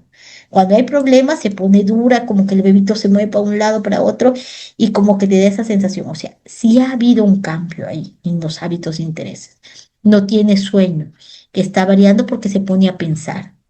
Entonces, ya como les digo, o sea, acá hay un indicador que cambió. Bien es cierto, si se alimenta bien, pero, pero hay este evento. En la vida psicosexual, también por ver el tema de las parejas y cómo era la relación con él. Acá como es un informe genérico, no lo han consignado mucho. Nomás le ha puesto cuánto tiempo tiene con él. Luego de mi, dice que tiene 3 hijos. Luego él no es el padre de sus hijos. Dice, luego me comprometí con el demandado hace 4 años y me encuentro gestando de él. O sea, hace 4 años se tiene de convivencia con el señor, que también hubiera sido fundamental que lo amplíe un poquito, porque no dice cómo fue la convivencia. El área sexual no solamente se rige al tema de sexualidad, sino cuánto tiempo estuvo con él, cómo fue la relación, cómo se llevaban y eso. Antecedentes patológicos, enfermedades, accidentes y operaciones. Más que todo en las enfermedades, yo hago mucho que ver y antecedentes judiciales. Es interesante que se coloque si tienen alguna enfermedad psicológica o psiquiátrica. Eso es bueno porque a veces no sabes que la paciente es una paciente psiquiátrica y de repente tiene un historial psiquiátrico y esto aparece ya en la vía penal. Eso se tiene que consignar si tiene tratamiento psicológico anterior o posterior a esto. Antecedentes judiciales, casi todos te dicen que no tienen, pero igual está en el psicólogo que tiene la base de datos para poder verificar, ¿no? Antecedentes de la expareja, acá no se borró el nombre. Bueno, acá dice que tiene grado de instrucción incompleta, que es obrero, que tiene secundaria completa, y que lo ha hecho llamar el juez de paz, insiste que lo ha hecho llamar el juez de paz. ¿Qué técnicas? A ver, la dinámica familiar. Persona usuaria proviene de una dinámica familiar disfuncional. En la actualidad se encuentra habitando un cuarto en casa de la propiedad de su primer compromiso, en la que está ubicada la usuaria con sus 4 menores y el dueño de su casa. En cuanto a su ambiente familiar, es el adecuado con escasos conflictos entre los miembros. Bueno, es una dinámica familiar. Ahorita hay un tema de que se ha alejado de donde está el supuesto violentador o el supuesto imputado, ya hay un tema de protección, se ha ido. Entonces, acá en las técnicas e instrumentos también se evaluó por el tiempo de 20 minutos, como les dije, observación conductual, entrevista psicológica, anamnesis es la historia familiar, exploración mental, las pruebas que se aplicaron, la observación, cómo se le vio. Por ejemplo, aquí dice que la vestimenta acorde de la ocasión, aliño adecuado aseo personal. Aquí la vulnerabilidad sería su estado de gestación, porque no, aquí en cuanto a física que lo está haciendo. En conductual nos refiere durante el desarrollo de la entrevista y evaluación psicológica se encontró lúcida. Su lenguaje fue claro. Acá dice, en referencia al tono de voz en momentos entrecortados por el llanto. Asimismo, se evidencia procesos cognitivos de atención, concentración y memoria óptimos. Aquí, Micaela, ¿quieres decirme algo? Miquela, he visto de casualidad se levantó la mano. No, doctora, puede continuar, por favor. Estimados colegas, no interrumpan a la doctora. Gracias. Ya. En cuanto a esto, ya me arroja un indicador de conducta. De que su tono, conforme va contando, su tono se va quebrando y en momentos se entrecorta. El llanto no significa también, ojo, el llanto no significa afectación emocional, pero se tiene que evaluar con mayor detenimiento. Si bien es cierto, ella nos está contando un evento, no estamos evaluando un tema clínico donde la persona, nosotros tenemos que creerle todo lo que nos cuenta, porque viene para un tratamiento y para una mejora, no. Acá vienen para un proceso judicial y obviamente el que quieren es ganar. Entonces, nosotros tenemos que ser cautelosos, ¿ya? Los factores de riesgo y de protección. Bueno, la perito ha observado que dentro de los factores de riesgo de la presunta persona agresora hace referencia a su historial de conductas violentas, al presunto abuso de bebidas alcohólicas que dicen al relato, presunto lenguaje inadecuado al dirigirse a ella, presuntas amenazas, todo es presunto, ¿eh? Si lo observan, todo es presunto, amenazas graves y muerte de usuaria y menores hijos. Tienen acceso a la usuaria vía telefónica. Factores de riesgo de la usuaria. Se pone de los dos, de la parte imputada y de la usuaria. Primero, la vulnerabilidad por su estado de gravidez. Asimismo, la dependencia económica, la dependencia emocional, la percepción de peligro, la alteración del ciclo del sueño que les hice ver en hábitos e intereses, alteración de hábitos alimenticios, sintomatología ansiosa, sentimiento de minusvalía, autoestima baja, indicadores de síndrome de indefensión. Cuenta con una limitada red de soporte familiar y social. ¿Y qué factores protegen a esta usuaria? La disposición y la capacidad de recibir ayuda, el acceso a servicios de calidad en cuanto a educación, en cuanto son los servicios que le brinda educación con la comisaría, el tema del Ministerio Público, que le permiten buscar apoyo en base al tema de protección de la violencia. Dentro del análisis que se realiza, no, casi siempre los jueces van a las conclusiones y a las recomendaciones. Presenta indicadores de afectación emocional, afectación psicológica compatible con los hechos de materia de denuncia, presenta factores de riesgo compatibles con los hechos de denuncia, actualmente vive en un ambiente familiar adecuado, con escasos conflictos, la ficha de valoración de riesgo y puntuación arrojan que tiene un factor de riesgo. Acá lo que están sugiriendo es orientación psicológica. Asimismo, el acompañamiento psicológico especializado del hospital o centro de salud más cercano para brindarle un tema terapéutico por un estrés postraumático, lo que le refería, evite la revictimización y sobreexposición del evaluado exponiéndole a un relato reiterativo referente a los hechos de violencia. Se sugiere exhortar al demandado a que mantenga un trato cordial y respetuoso con el usuario. Se sugiere que la usuaria reciba orientación legal pertinente para el proceso de filiación y alimentos, porque dijo de que no le había firmado el bebé y que no le daba dinero. Se sugiere al personal de la comisaría del sector hacer su seguimiento. Eso es lo que la psicóloga puede recomendar y eso se eleva a la juez. Ya la juez pondrá que por recomendación a la psicóloga fulana de tal, que evalúa a la señora en tal fecha para las medidas de protección, sugiere esto. Y eso lo van a tener que llevar. Entonces eso va a estar elevado en las medidas de protección. Eso es referente al informe psicológico dentro del tema de violencia. Aquí también, a ver, creo que tengo que dejar de compartir. Esto es concerniente al tema, pero sí me gustaría que se ilustren con lo otro. A ver,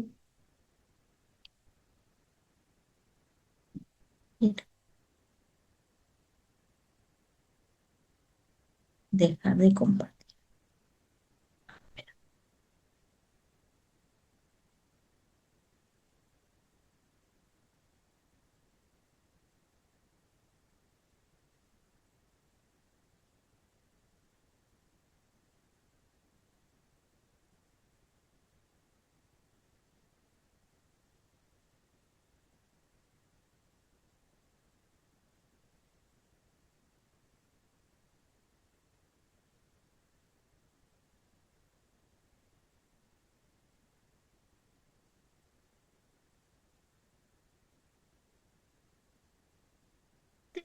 Uno está viendo. Sí, sí se está visualizando. Este es un caso del CEN. Aquí fui como perito reparte, hace poco sustenté este caso. Este es un caso, ¿cuándo evalúa el CEN? El CEN es de manera preventiva. Ahí les he hecho un cuadrito que al final les voy a referir. Eh, Lamentablemente, bueno, no sé si será una fortaleza o una desventaja, pero estos informes sí llegan al proceso penal. O sea, aquí sí se tiene que tener mayor cuidado. Una cosa es el tema de las medidas de protección y otro tema, si es que lo evalúa el CEN y si no lo evalúa medicina legal, este informe llega a un proceso penal. Bueno, ya yo fui la perito de parte del proceso penal. Entonces, aquí ha habido muchas falencias, porque como perito de parte vemos las falencias en el momento de evaluación, como una auditoría al informe oficial. Aquí les voy a compartir. Es grande el relato, pero más que todo, quiero que observen esto en el tema de, a ver, ¿dónde está? Dice, yo estaba en casa donde vivía. Recién me levantaba con mi pequeño de 5 años y nos trasladamos para la sala de la casa. En ese momento no había nadie. Me senté con mi hijo a ver la tele. No habrá pasado ni 5 minutos y el denunciado llegó a la sala. Se siente y menciona dos cosas. Una de ellas refirió a que sabía mejor que me iba a tratar que sabía mejor que iba a tratar a mi hijo de 5 años a un diagnóstico de conducta en el centro de salud. Y lo segundo fue, como me había ido a una consulta médica, lo hizo en tono burlón. El día anterior a mi consulta oncológica en la clínica SEO. Tengo BPH y hace 6 meses me operaron del útero. Yo le respondí que tenía que hacerme 2 exámenes. A ver, 2 exámenes. Eso se lo dije de manera calmada, a pesar de que me preguntó de manera sarcástica. Después me dijo, sabes, ya sé que te vas a largar, es lo más conveniente. Ya no debes estar acá, es lo mejor. Lo que más cólera me da es que te lleves a mis hijos. Yo le dejé de hablar, quizás él esperaba que le responda, pero de la manera que lo hacía porque no fue la mejor manera por su tono alto y su mirada fija. Tono alto y mirada fija de cólera. Y agregó que yo de ahí no llevaría nada, solo mi cama y eso es. Y me dijo que esa lavadora que tu padre y que esa lavadora llevaría nada. Además me dijo, esa lavadora que es de tu padre nadie la llevará hasta que traigas la refrigeradora que está dentro de tu madre. Aquí hay algo muy importante, mire, que me gustaría. Yo ahí sí lo interrumpí y le expliqué que recuerde cuando habíamos vivido juntos, la persona que nos apoyó era mi padre y que las cosas de mi padre sí las llevaría, más que todo. Bien, quiero ver dónde exactamente ella refiere que ella le responde, que le habla. Entonces, no se ve un tema de agresión. Ella dice que por el tono alto. El tono alto no significa que te está gritando. Una cosa es un grito a elevar la voz. Quiero ver dónde estás. Sino que acá la evaluada llora, y como llora, lo consignan como que está afectada. Pero, ojo, hay un tema también acá, que ahí le interrumpí y le expliqué que recuerde que cuando habíamos vivido,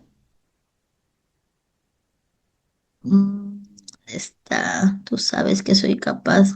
Ya, aquí pone que también lo amenaza, porque como él trabajaba como seguridad en bares, dice ella, podría agredirme, hacerme algo entre mi persona, ya que él ataca y puede mandar a alguien.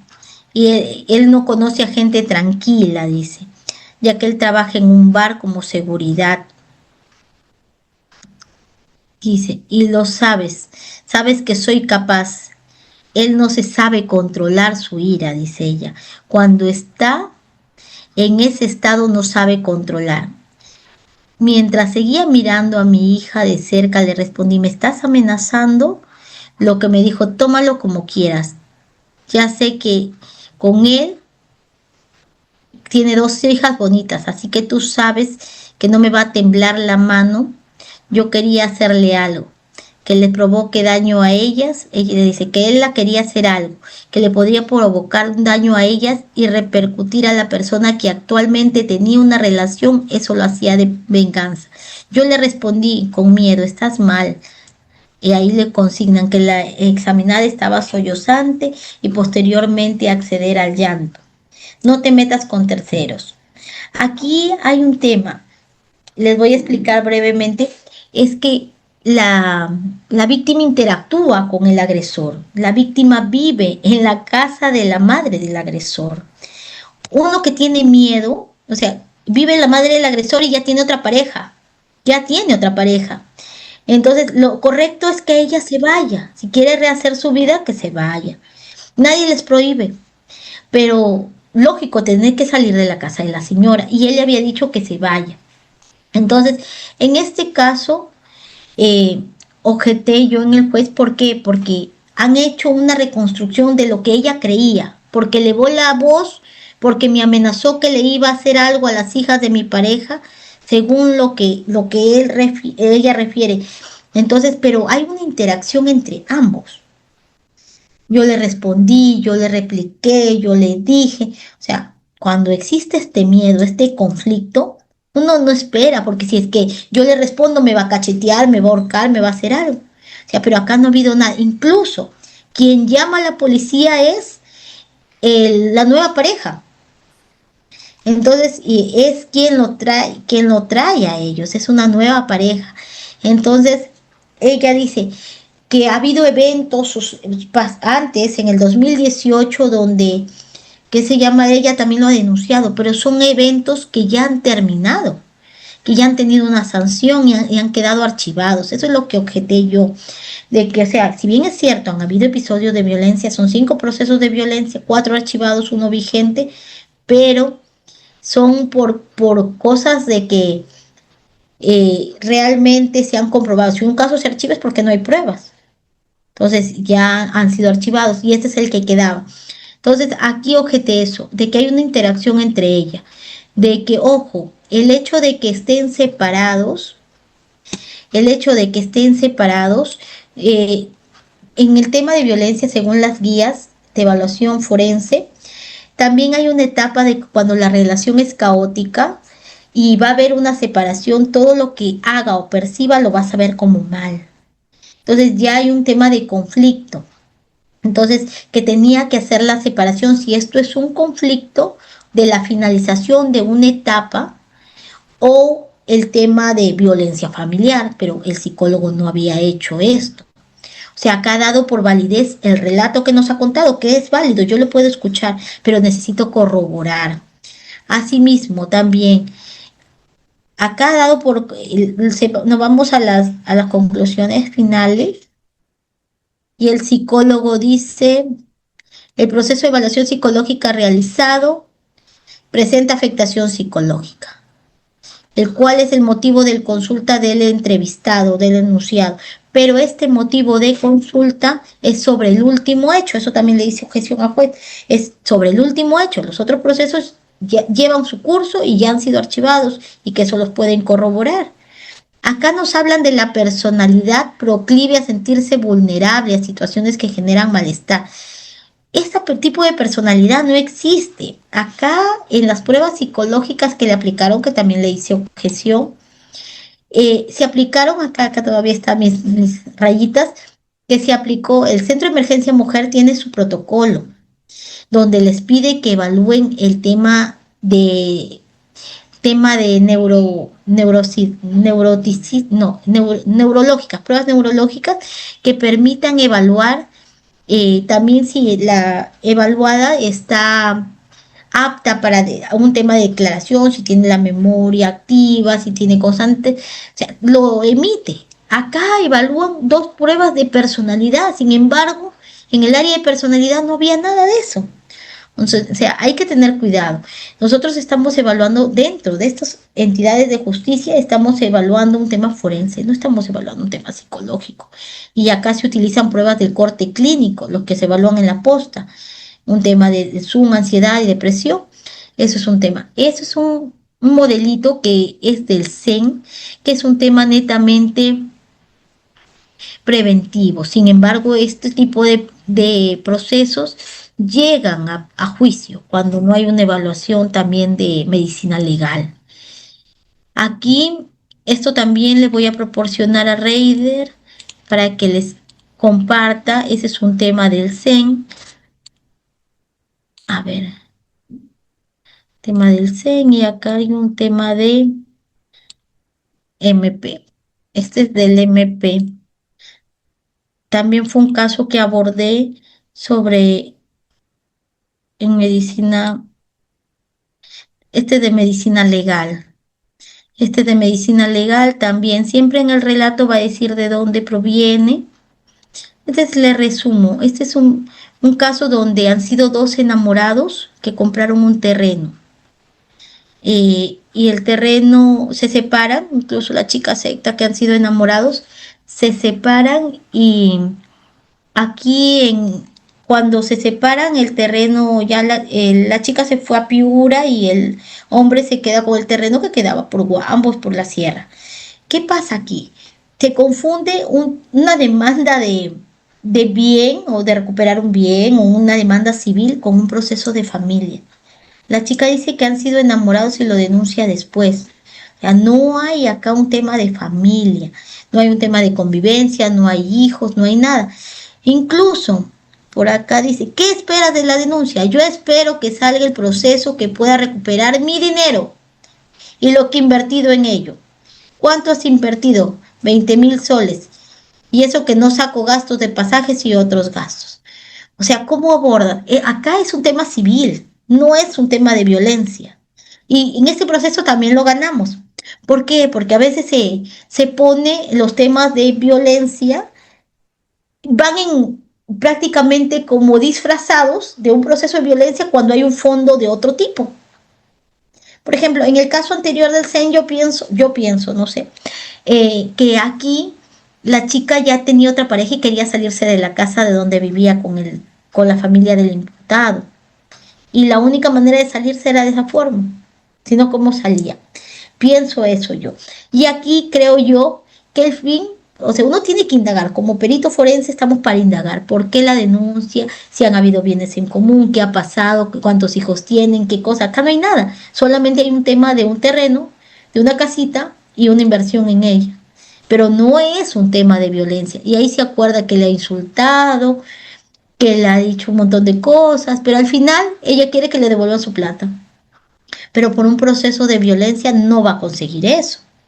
Entonces, yo hice un informe de parte diciendo de que si bien es cierto, no es el fondo, no es la materia que debería, o sea, está disfrazado dentro de un caso de violencia. Y eso se está viendo. Y están utilizando este tipo de procesos de violencia con el fin, miren, acá les voy a decir, miren, y todavía dice, a la fecha presenta afectación emocional por el hecho denunciado, presenta ansioso depresivo, pensamiento repetitivo.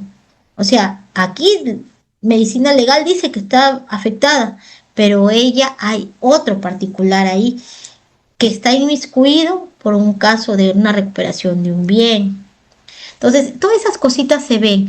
Entonces, ahora, para concluir y un poquito ilustrar, y son casos, como les digo, que llegan a consultorio, y a mí sí me gusta mucho el tema del análisis, el fondo de todas estas situaciones que se dan, porque tampoco vas a dañar a las personas.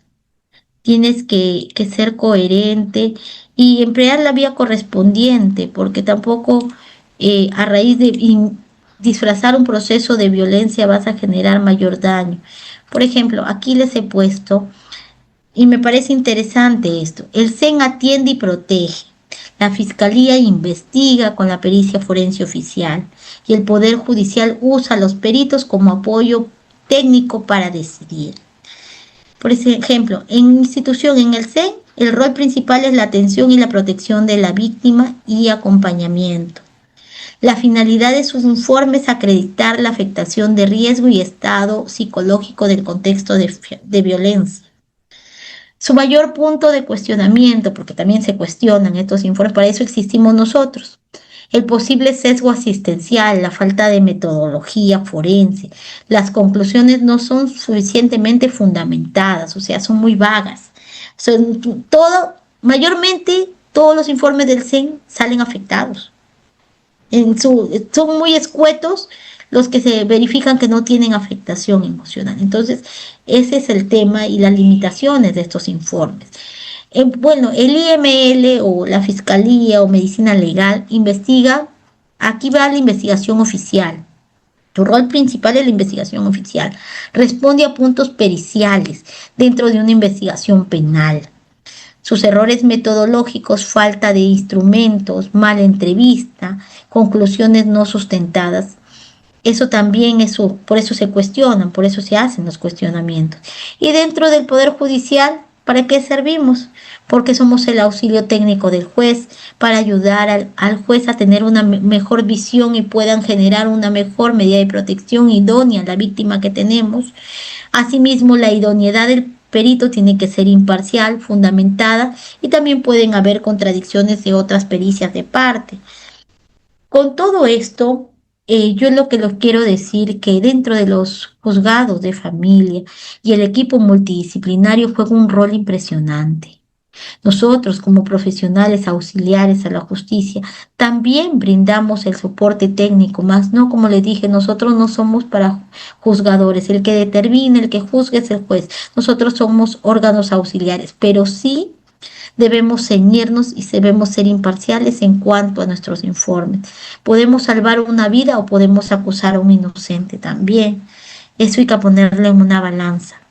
Entonces, con eso he concluido mi exposición. Espero de que sus preguntas abiertamente, en base a lo que se ha hablado, qué cositas más les gustaría. Igual el material se lo estoy dejando con Raider y las pericias también para que se ilustren y puedan verificar cómo se está viendo en la actualidad este tipo de proceso. Raider. Muchas gracias, doctora, y a cada uno de nuestros participantes también que están en sala de clase, han estado interactuando. En estos momentos vamos a ir a la ronda de preguntas, pero ya saben, solamente quien tenga cámara prendida, debidamente sentados y sus nombres completos, levantan su manito, por ejemplo, así, y les doy el pase, pero ser precisos. Y si no, ya daríamos por culminado esta presente sesión de clase. Sin antes agradecer a la doctora por su muy buena disertación.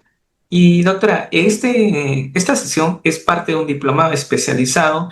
Justo nos va a acompañar en la sesión número 13, porque ahora estamos en la sesión número 8. Estamos tocando y con muy buenos ponentes sobre violencia contra la mujer y los integrantes del grupo familiar y delitos sexuales. Este diplomado se viene dictando clases en vivo los lunes y los días viernes. Por ejemplo, hoy día se ha dictado desde las 6:30 a casi 8:30. Estimados colegas, tengan en cuenta sobre este diplomado. Doctora, ¿por qué llevar un diplomado de prevención y sanción penal? Gracias. ¿Por qué? Discúlpame, Raider, me distraje. Sí, no se preocupe. ¿Por qué llevar un diplomado en prevención y sanción penal? Gracias.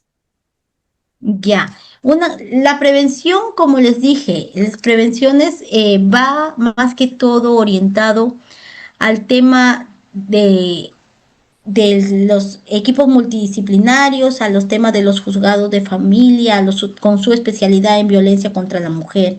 Eso es más que todo concerniente a la primera etapa que les expliqué. Entonces, las sanciones ya vienen en un proceso penal.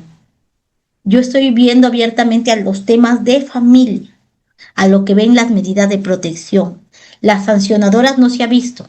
Yo les he adelantado que hay informes que sirven para el proceso penal, como son los del CEN y del tema de medicina legal. Pero lo que va a servir para el tema de prevención son del multidisciplinario, porque ahí va el base de protección y también la primera etapa del proceso, porque se subdivide en dos. Entonces, en base al tema del proceso tutelar dentro de los juzgados de familia y en base a las medidas de protección. Muchas gracias, doctora. Tenemos una pregunta a través de Kenny. Nos comenta, doctora, bueno, resumiendo, ¿qué diferencia entre una violencia psicológica y un conflicto, bueno, verbal? Gracias. Mira, el tema de conflicto verbal no sé cómo lo estás enfocando. El tema de violencia psicológica tiende a ser reiterativo. Incluye el tema de amenazas, presiones, controles. En cambio, un conflicto verbal era como el caso del Zen, que se da en una conversación, que puedes elevar la voz, pero no estás maltratando ni minimizando. Es un tema ya de pareja, que hay un tema de no acuerdos, no de ahora, de mucho tiempo, que no hay acuerdos. Entonces, ahí sucede un conflicto. Cuando dos personas no piensan lo mismo, sucede el conflicto.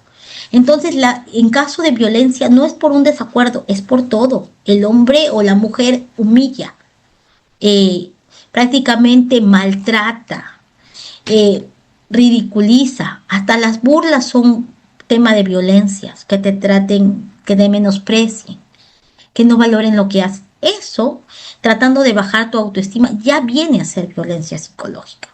Lo otro es el tema de conflicto, con todo va a haber desacuerdos, pero no llega a ser un tema de violencia. Y eso lo determina Echegurúa en la Guía de Evaluación Psicológica Forense de Medicina Legal, en la del 2021, me parece que está, y hace esa clasificación, y es por eso que tenemos que tener muy en cuenta qué es un conflicto, a qué es un tema de violencia.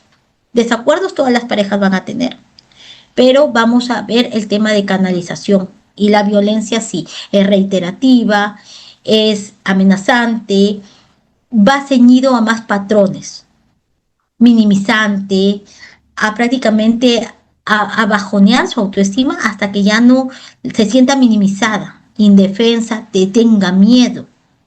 Más que todo eso, la red. Muchas gracias, doctora. Tengo a Carlos Valencia. Carlos Valencia, gracias por activar tu cámara y levantar tu manito. Por favor, la pregunta puntual, ¿sí? Gracias. Carlos, puedes activar tu audio y te doy Ya. bienvenido. Buenas noches. Doctora, una pregunta. Usted ha referido que los peritajes o los informes que se hace, que hacen pues, los psicólogos del Poder Judicial solo sirven para las medidas de protección. Y como conclusión siempre indican que no se debe revictimizar pues, a la víctima, ¿no? En este caso, si solo sirven para las medidas de protección y para la investigación fiscal se tiene que volver a hacer una pericia psicológica o un informe psicológico, dependiendo de donde se haga, puede ser el CEN o el Instituto de Medicina Legal, ¿no se estaría revictimizando a la víctima? Bueno, a mi ver propio sí, pero los únicos autorizados para el proceso penal son ellos. Es por eso que se hace 1 hora nada más, 60 minutos, una sola vez ven a la víctima, no la vuelven a ver y el resto ya llevan su proceso penal. Se sugiere eso, o sea, que ellas no vuelvan a tener contacto sobre ese tipo de evento hasta que le evalúe medicina legal. Pero ese es el procedimiento regular. Un poco incongruente en eso, pero es parte del proceso que se está dando. Muchas gracias, doctora. Tengo a Shailiana. Shailiana, muy buenas noches. Bienvenida a Audiópolis. Te cedo el pase. Gracias. Buenas noches, doctor Raider. Buenas noches, Magister Rosemary. Mi consulta es la siguiente, ¿no? Bueno, enfatizar así a lo más rápido posible, ¿no?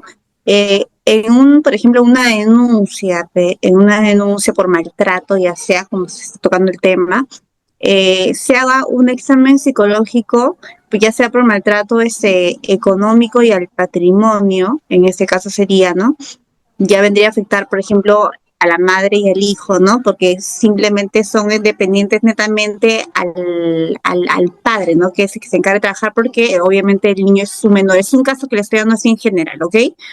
Y el psicólogo arroja de que la madre está en perfectas condiciones, cuando en realidad, pues, la realidad no es así. No le hacen ni examen médico, y encima ni siquiera verifican si realmente ha habido un tema de abuso, a pesar de que la habían han mostrado pruebas de que ha sido con desnutrición y todo eso, archivan el caso, ¿no? Ahí, Entonces, doctora, ¿usted es abogada? sí, yo soy abogada. Doctora, ahí tenía que presentarle un informe de parte, porque en esos casos cuando se ven y hay pruebas de que la persona está afectada, le pones un informe de parte donde englobas todas las pruebas de la afectación. Entonces ahí ya lo presentas nuevamente, porque a veces, doctora, se da el caso de que violencia económica y el tema patrimonial, como está nuevo, casi la mayoría lo están archivando, creo que porque no saben cómo direccionarlas. Entonces hay un CES bastante todavía que están puliéndose ahí. Entonces hasta los mismos profesionales en el derecho, como que no, y me han conversado varios, pero cuando vean que hay irregularidades en los informes los informes oficiales, al toque un psicológico. ¿Por qué? Uno con cuestionamiento, porque imagínense, en el que les mostré, si se los voy a mandar, vean, el área de personalidad lo describe una apreciación del psicólogo, y le aplicó 2 pruebas de personalidad y ninguna dice los resultados. Es lo mismo que ha podido haber pasado. Como ven que no hacen cuestionamientos, pasa eso. Pero ya cualquier cosa, como ahí tienen mi nombre, me siguen en las redes, cualquier cosa, cualquier consulta. Bueno, yo soy psicóloga de parte, pero mi experiencia también ha sido dentro de los juzgados. He estado en el área también jurisdiccional y manejo este tema de seguimientos. Entonces es un poquito más viable ver qué va después. Entonces, yo creo que va por ahí, doctora. El tema patrimonial, yo veo la mayoría que los archivan. ¿Por qué? Porque todavía no consiguen cómo encajonar.